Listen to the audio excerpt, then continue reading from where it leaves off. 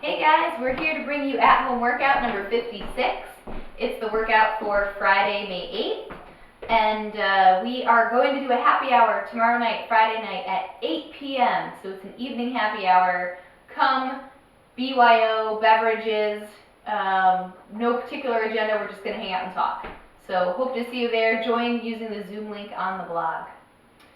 Alright, so let's get right into the warm-up. We're going to start with 3 rounds of 30 seconds of 4 different movements.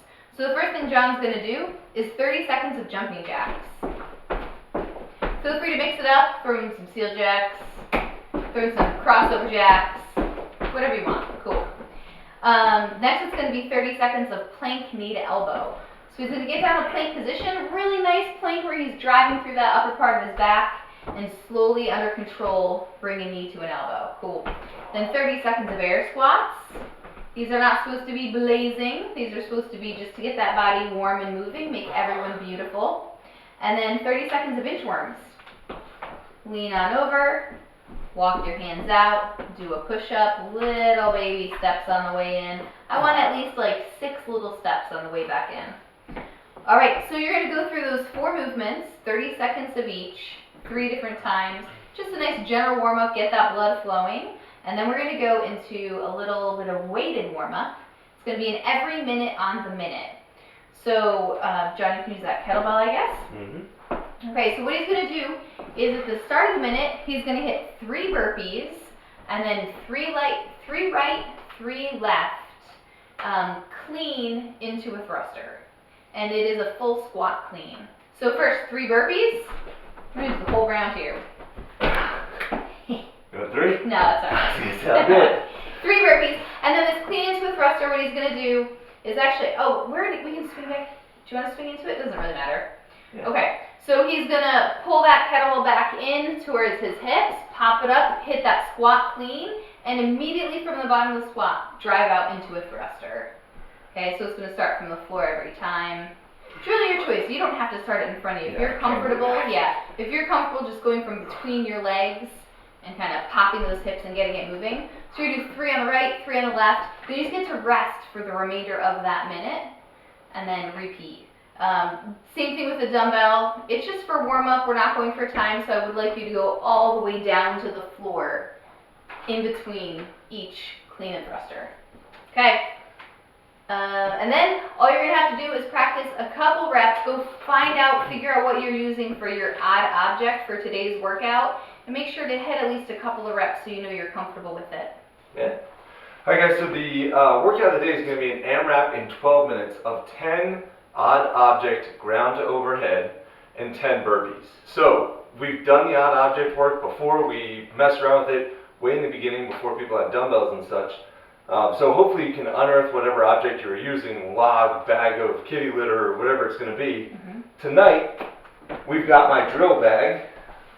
It's going to make some funny noises, but it's zippered, don't worry. Yeah, there's a whole bunch of stuff in there. A whole bunch of stuff. So a ground to overhead is exactly what it sounds like. It's going to start on the floor every rep, and then it's going to finish up locked out overhead in a press out. So Nikki, with this bag, she's got a lot of options for how to do it, but the basic idea is keep your spine straight. Yeah, come on down, grab it somehow. Most people are going to bring it up to their chest first to get nice and stable, and then press it up overhead. Cool. There's any number of ways you can do it depending on what your object is, but that's the idea. Down to the ground, up overhead, 10 times. You may find if it's really big and awkward, you're going to want to shoulder it. I just kind of held it in front of me, but if this were like a big old log, I might have to kind of get it up onto a shoulder, get it into position, and then press it. Or if your item is on the lighter side, you may be able to snatch it and not stop at the chest or shoulder at all. Go straight from the ground, nice tall back, and press it overhead. Yep. Okay. And if you are we're shooting for something in the neighborhood of 30 to 80 pounds, depending on your strength and what kind of objects you have available to you. If you were to be doing this with a dumbbell or a kettlebell, you're going to go clean and jerks or snatches. Mm-hmm. So either up to her chest and overhead, or all the way overhead in one fluid movement. And in this case, you're going to go 10 per side per round. So you go 10 right, 10 left, and then 10 burpees. And that's just because it's a whole lot lighter. Yeah, yeah. And if you're going barbell, if you have a barbell, we're envisioning the RX on this one would be about 115 pounds for men, 75 pounds for women, or a weight that you can realistically do 10 in a row for the first round or two. After that will probably fall apart. So there's going to be a ton of variability. One person's results aren't really going to be comparable to anybody else's today, because it's just going to depend on what object you pick. But that's why it is an AMRAP style. It's just 12 minutes, go hard, see how many rounds you can get.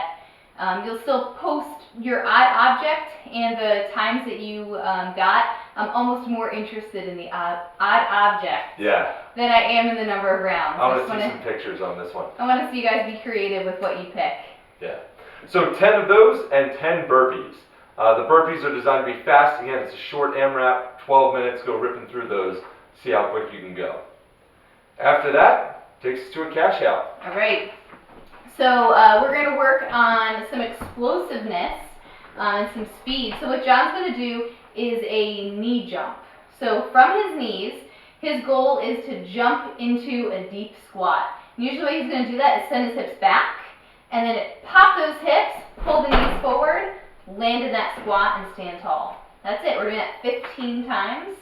That is a difficult movement. So one way to modify it, give it a try, first of all, if you're not sure if you can do it. If it's just not happening, we're going to start from a plank position, and then just like the knee jump, he's going to try to jump his feet into a deep squat. So he's going to jump his feet towards his hands, cool, and stand up. And you see, at no point, once he jumped his feet up, he was already moving his hands out of the way. So what he wasn't doing was kind of landing here, like a burpee. As he's jumping, he's trying to snap the hands up out of the way. Cool. So 15 of those, working on speed and explosiveness. And then the cool down. Yeah. So the cool down, we're going for a lat stretch, kind of in a door jam, or grab any vertical object. Nikki's going to reach up, grab, in this case with her left hand. She'll drop her left foot back, and then she just leans against the wall. You're trying to get a real long stretch all through your side. Take deep breaths. It'll be 30 seconds on a side for that. And then we're going to hit the classic sit and reach for a minute. So Nikki's just going to sit down and just fold over. As usual, if your back is a little bit lit up, bend the knees. It'll take a little bit of pressure off your hamstring. But you're just trying to sit there and just keep collapsing further and further and further to get a good deep stretch. 1 minute for the sit and reach. And I think that's it. That's it. It's Friday, so remember guys, no 6 p.m. class tomorrow. We have our morning 6 a.m., our noon, and a 4 p.m., and then 8 o'clock happy hour. Yeah. See you there. See ya.